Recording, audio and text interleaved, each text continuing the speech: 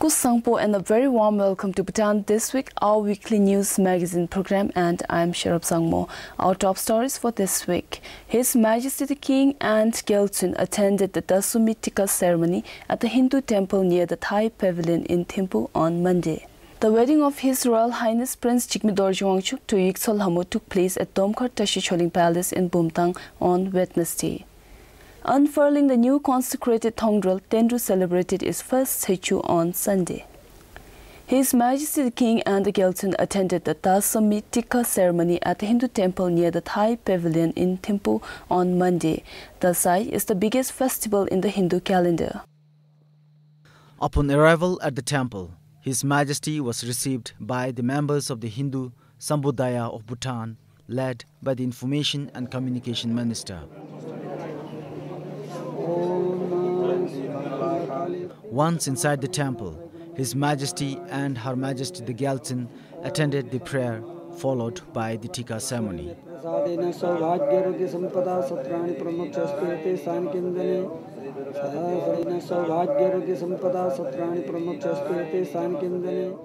Dasai is one of the most celebrated Hindu festivals. It is celebrated with the exchange of best wishes and blessings from elders of the family in the form of Tikka. Hindu believes that kings and queens to be the incarnations of Lord Vishnu and Lakshmi. The 15-day celebration is timed so that it ends on the day of the full moon. The ceremony started on the first day of the new moon and will conclude on the 9th day, also known as Navami, which symbolizes the end of war against evils. On Dasumi, or the 10th day, Tikka is offered as victory of good over evil. Meanwhile, the Prime Minister Tsering Tobgay and some of the cabinet ministers also attended the ceremony. The wedding of His Royal Highness Prince Jigme Dorji Wangchuk to Yiksol Hamu took place at Domkhar Tashi Choling Palace in Bumtang yesterday. His Majesty the King, the Gyaltsen, His Holiness the Jehempo, His Majesty the 4th Trukgyalpo, Queen Mothers along with the Prime Minister and other government officials graced the wedding celebration. Thousands of people gathered at the Domkhar Tashi Choling Palace to witness the wedding.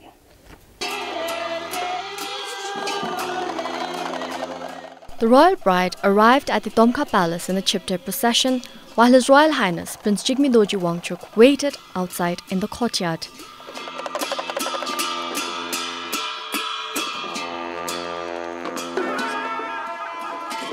The royal couple then exchanged Tashi Cheldar.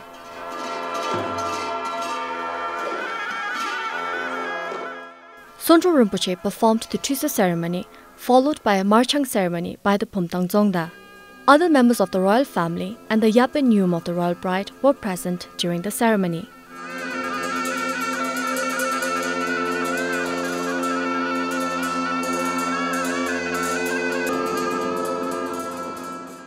The Tashi Ngasal ceremony was presided over by His Holiness the Jehempo with the chanting of the Ngödup Lawa for the accumulation of spiritual and worldly virtues. The royal couple was also offered a sip of alcohol and milk by a person born in the year of the dog.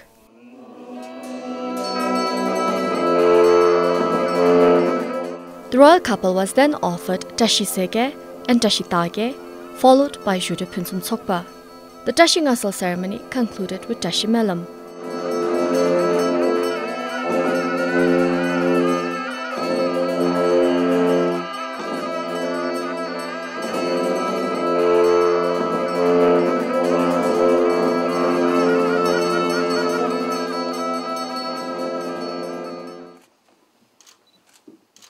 The royal couple was granted Tashi Legdar by His Majesty the King, Her Majesty the Gyaltsen, His Majesty the 4th Trukgyalpo, His Holiness the Jehempo, members of the royal family and the Prime Minister.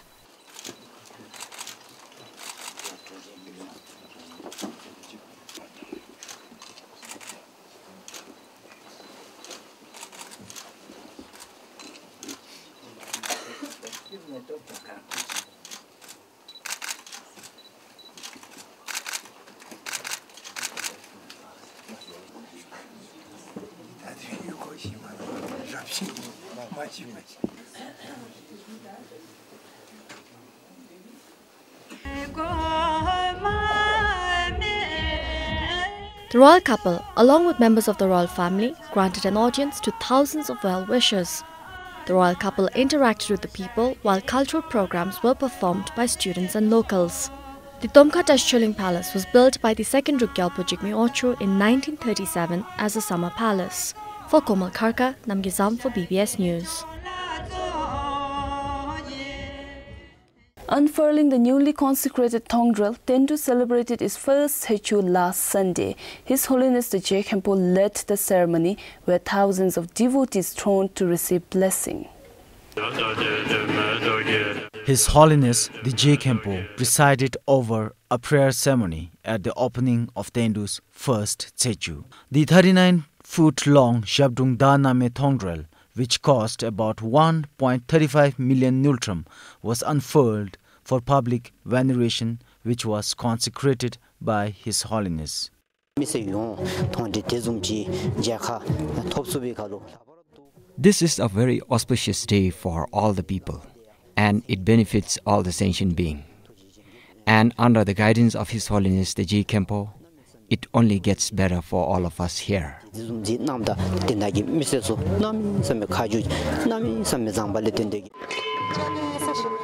Tendu Dratsang, which was started in 2008, did not see any Chechu and the Thongdrel earlier. Tendu Chechu, which will now become an annual event, was initiated by a committee member led by Lam Sangye Khandu. Thousands of devotees gathered to receive blessing from the Thongdrel, which was unfurled at the Tendu Middle Secondary School playground. The Bhutan National Legal Institute recently introduced in Thimphu schools peer mediation as a means of resolving conflicts peacefully among students. The institute is now familiarizing law club students from Shemgang, Bumtang, Mongar and Trongsa with peer mediation. The president of the Bhutan National Legal Institute, Her Royal Highness Princess Sonam Dichanwangchuk, graced the opening of the two-day workshop at Chakar High Secondary School on Wednesday. The Bhutan National Legal Institute, under the guidance of Her Royal Highness Princess Sonam Dichanwangchuk, established law clubs in 24 schools as a pilot project in 2012. The law clubs in the schools encourage law as a career option among youth and create an understanding of the legal system. Her Royal Highness, speaking to the students, emphasized the importance as well as the benefits of introducing peer mediation in schools. It is true, the education system, that we can make the greatest impact of revitalizing and imparting our tradition, our culture and values. Mediation is a means to achieving peaceful coexistence, harmony and well-being. It is timely that we now introduce peer mediation as part of the law school club activities in our schools and train our young boys and girls to value and uphold a culture of commonality, knowing and understanding. To inculcate likeness for law. Number two, through this likeness to create appreciation and respect for law. And thirdly, that is very important that when they grow up, particularly these young minds, when they become elder, so they will respect law, they will like law, so in that way they will not come in conflict with laws. One aspect would be to enhance and to develop communication skills and to resolve any kind of playground dispute. And thirdly, so that they can appreciate and they can understand each other's feeling. We hope that the peer mediation program will go a long way in benefiting the young people in resolving their conflict and in understanding their life, day-to-day life. Whenever there's problem between students, small problems, disputes, when there's quarrel between students, we can help. We can, as being mediator, we can help them to negotiate peacefully, and they can, instead of fighting, they can have a peaceful talk, and in that way, there will be less hatred among students. And on top of that, it will also enhance the relationship between students. Along with the workshop on peer mediation, another workshop on enhancing judges' ability to work effectively with people was organized simultaneously. Judges from Pumtang, Shemgang, Mongar and Tongsa attended the workshop. Both workshops ended today. For Komal Kharka, Namgisam for PBS News. Human-wildlife conflict is a problem for many farmers in Shemgang. Farmers are extremely unhappy about losing their crops to wild animals. Tumbi's paddy fields are almost ready for harvest. With only a month left, farmers, instead of looking forward to harvesting, are filled with dread about wild boars. When darkness falls, farmers protect the paddy from wild boars by staying up the whole night, making rounds of the fields, lighting firecrackers and shouting at each other. The farmers share that boars have the upper hand during cold and rainy nights. Although we have numerous protection measures, they are of no use. The boars always end up destroying our crops. The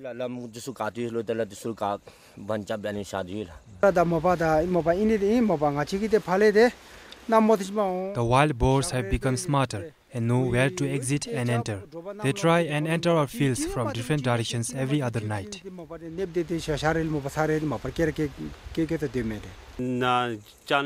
After so much hard work and spending on laborers, it is very disheartening when we don't have anything to harvest at the end. Every year, farmers in remote parts of Shemgang find themselves in conflict with wildlife and lose huge amount of crops. The Chief Forest Officer of Shemgang told BBS that a Geok Environmental Conservation Committee would be set up to provide financial relief to farmers.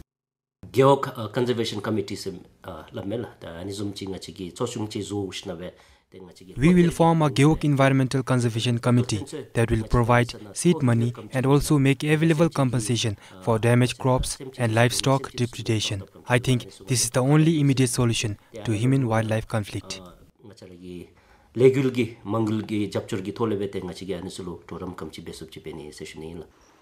The committee is expected to be set up soon, hopefully before the harvest season sets in. Kampal for Pema Samrup, Sherab Zangmo for BBS News. For the first time, the relics of Buddha Shakyamuni and disciples of Buddha are being displayed for public in the capital. Hundreds of devotees gathered at Rapa Hall in Chupa Chuut to receive blessings from the relics. The relics will be displayed till 22nd of this month. The relics, also known as ringsel, is believed to be collected from the cremated ashes of Buddha Shakyamuni and from the ashes and cloth pieces of other great disciples of Buddha such as Nagarjuna, Longchenpa, Marpa and Milarepa. A script written on a banana leaf by Khandro Ishi Sogel, the hair relics of Dijum Rinpoche, Kalu Rinpoche, Pano Rinpoche and the 16th Karmapa were among them. And many masters, there are about 46 masters and we have 70 different individual relics. The inspiration for touring with the relics is from our teacher, Lama Zopa Rinpoche. He is actually from Nepal, but he is from the Gelugpa tradition, and his teachers are all like from the Tibet lamas. So his inspiration was to share with everyone the blessings of the relics. Hundreds of local devotees from all age groups turned up to pay their homage and receive blessings from the sacred relics.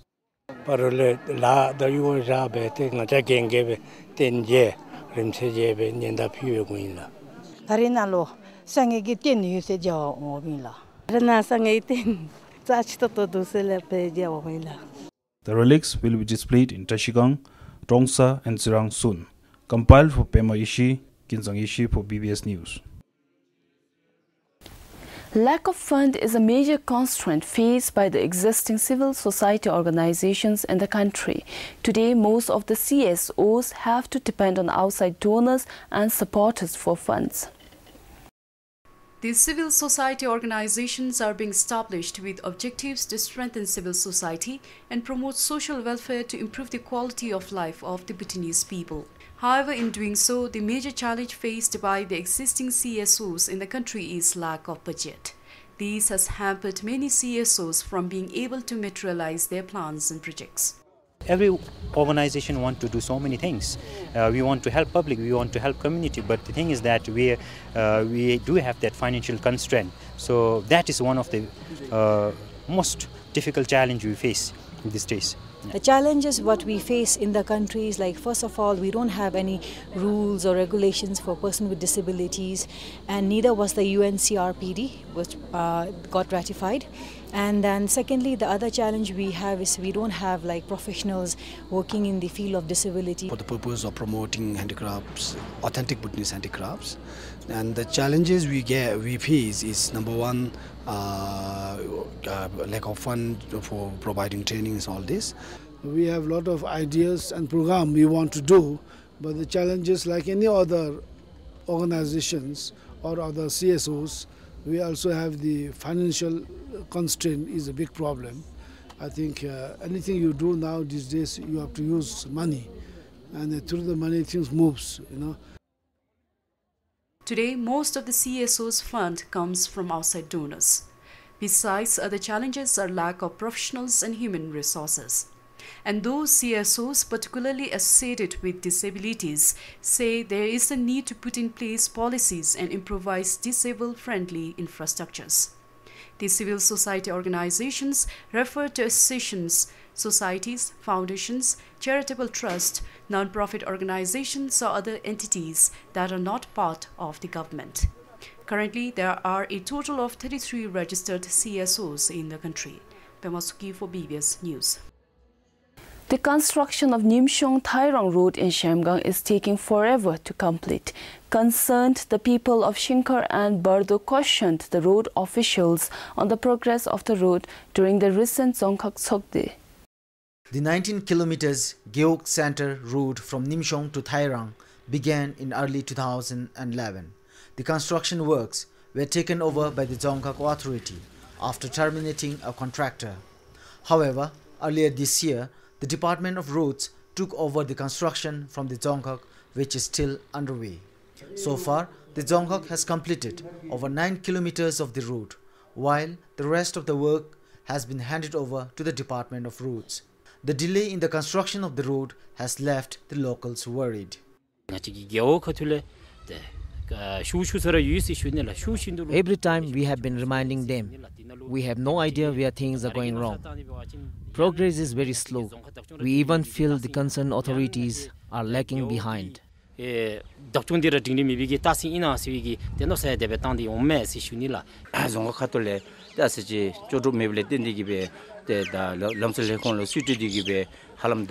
been about 7 months since the works were taken over by the Department of Roads, but we see no progress at all.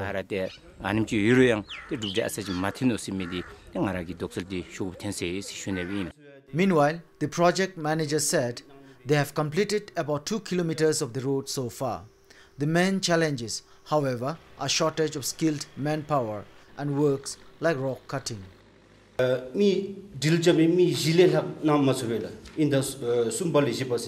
contribution from Gyeok sites was very less. The work progress was slow. It was also hampered by shortage of fuel budget and rainy season, and also due to election period. In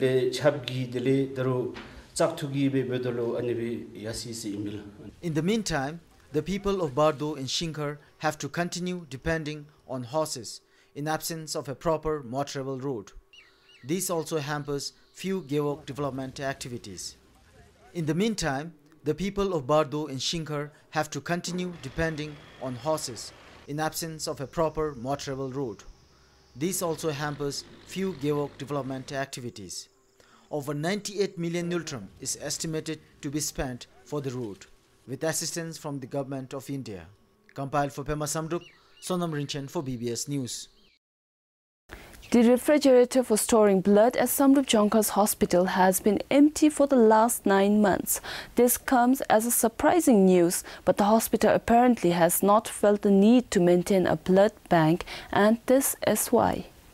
Fewer patients donating blood and donated blood's short shelf life have been stated as reasons for non-existent blood bank. Blood expires within 21 days of being donated and has to be discarded. After 21 days, With decreasing blood donation and donated blood having to be thrown out after 21 days of storage, we decided not to store blood. We don't really need to store blood. Also, as we do not have a gynecologist yet and no surgical operations take place. Donors are sought as and when emergencies arise. The hospital staff share that they have not encountered any problems with the current arrangement. They said they will begin storing blood when the hospital sees a gynecologist and carries out surgeries. Kampal for Kilonchu, Sherab Zongmo for BBS News. That's all we have for you this week. Join us again next time for yet another edition of Bhutan This Week. Until then, this is Sherab Zongmo saying goodbye.